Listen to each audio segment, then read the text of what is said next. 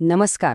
आपल्यापैकी जे डेव्हलपर्स आहेत त्यांच्यासोबत असं कधी झालंय का की आपला कोड स्वतःच्या लॅपटॉपवर अगदी व्यवस्थित चालतो, पण तोच कोड सर्व्हरवर टाकताच एरर दाखवायला लागतो?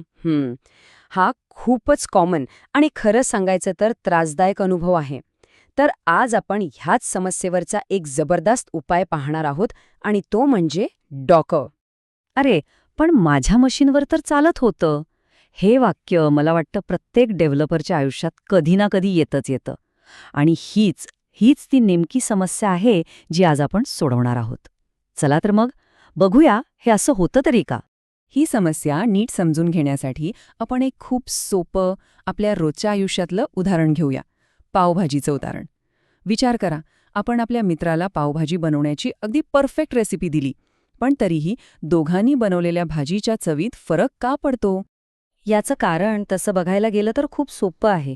आपल्या घरातले मसाले वेगळे असतात, आपली कढई वेगळी असते, आपल्या गॅसची फ्लेम वेगळी असते आणि मित्राच्या घरी तिथे हे सगळंच वेगळं असतं. म्हणजे बघा, साहित्य आणि साधने बदलली की पदार्थाची चव तर बदलणारच. अगदी तंतोतंत हेच आपल्या प्रोग्रॅमिंगच्या जगात होतं. आपल्या कम्प्युटरवर लँग्वेजचं एक विशिष्ट व्हर्जन असतं. काही खास लायब्ररीज असतात आणि वेगवेगळ्या एन्व्हायरनमेंट सेटिंग्ज असतात. पण तेच सर्व्हरवर किंवा दुसऱ्या कुणाच्या कम्प्युटरवर हे सगळं वेगळं असू शकतं. आणि याच छोट्या छोट्या फरकांमुळे ती परिस्थिती येते. अरे, माझ्या मशीनवर तर चालत होतं. मग आता यावर उपाय काय? तर इथेच एंट्री होते डॉकरची. डॉकर या समस्येवर एक इतका सुंदर आणि सोपा उपाय देतो ना, जो आपल्या सगळ्यांच्या ओळखीचा आहे. बघूया तरी काय आहे हे. जरा विचार करा, आपण ऑफिसला डबा घेऊन जातो. त्यात काय काय असतं? भाजी, पोळी, भात, चटणी, सगळं काही कसं व्यवस्थित एकाच डब्यात पॅक केलेलं असतं. आता गंमत बघा, तो डबा आपण ऑफिसमध्ये उघडा किंवा कॉलेजमध्ये किंवा अगदी एखाद्या पार्कमध्ये, आतलं जेवण बदलतो का? नाही. ते जसं पॅक केलं होतं तसंच्या तसं राहतं. डॉकर अगदी हेच काम आपल्या सॉफ्टवेअरसाठी करतो. तो आपलं ॲप्लिकेशन आणि त्याला लागणाऱ्या सगळ्या गोष्टी, म्हणजे सगळ्या लायब्ररीज, सेटिंग्ज, थोडक्यात काय त्या सगळ्या डिपेंडन्सीज, या सगळ्यांना एकाच डब्यात म्हणजे एकाच पॅकेजमध्ये बंद करतो. आणि या पॅकेजलाच कंटेनर असं म्हणतात. याचा फायदा काय? तर आपलं ॲप्लिकेशन कुठेही चालवलं तरी ते अगदी सारख्याच वातावरणात चालतं, काहीही बदल होत नाही. तर आता आपल्याला डॉकरची मूळ कल्पना तर समजली आहे. चला तर मग आता हे डॉकर नक्की काम कसं करतं हे समजून घेऊया. यासाठी ना आपल्याला त्याच्या 3 महत्त्वाच्या संकल्पना समजून घ्याव्या लागतील. त्या आहेत इमेज, कंटेनर आणि डॉकर फाईल. सगळ्यात पहिली आणि महत्त्वाची संकल्पना आहे डॉकर इमेज. सोप्या भाषेत सांगायचं तर ही एक प्रकारची ब्लूप्रिंट आहे.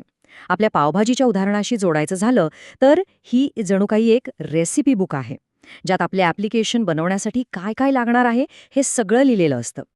आता दुसरी संकल्पना येते डॉकर कंटेनर. हे म्हणजे दुसरं तिसरं काही नाही, तर त्या इमेजपासून तयार झालेलं एक रनिंग ॲप्लिकेशन. आपल्या उदाहरणात सांगायचं तर रेसिपी बुक वापरून जो आपण प्रत्यक्ष पदार्थ बनवतो ना, तो पदार्थ म्हणजे कंटेनर. आणि गंमत म्हणजे एकाच इमेजपासून आपण असे कितीही कंटेनर्स बनवू शकतो. आणि मग येते तिसरी संकल्पना, डॉकर फाईल. ही एक साधी टेक्स्ट फाईल असते, पण हिच्यामध्ये ती इमेज म्हणजे ते रेसिपी बुक कसं बनवायचं ह्याच्या सगळ्या सूचना लिहिलेल्या असतात. म्हणजे कोणती लँग्वेज वापरायची, कोणत्या लायब्ररीज इन्स्टॉल करायच्या, अशा सगळ्या स्टेप्स यात अगदी व्यवस्थित दिलेल्या असतात.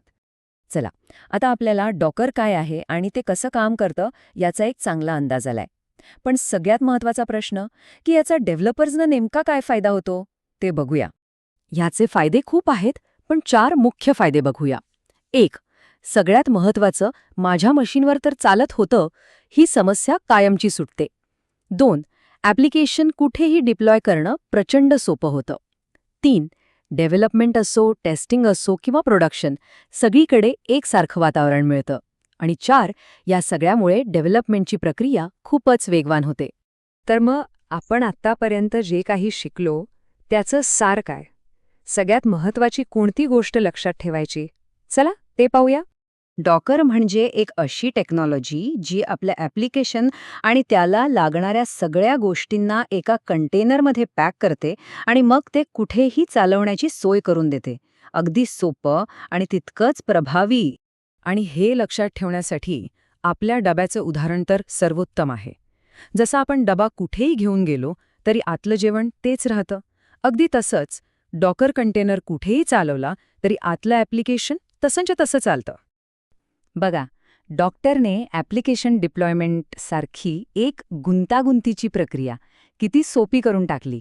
आता विचार करण्यासारखा प्रश्न हा आहे की तंत्रज्ञानामधली अशी अजून कोणती गुंतागुंतीची प्रक्रिया आहे जी आपण यापुढे सोपी करू शकू.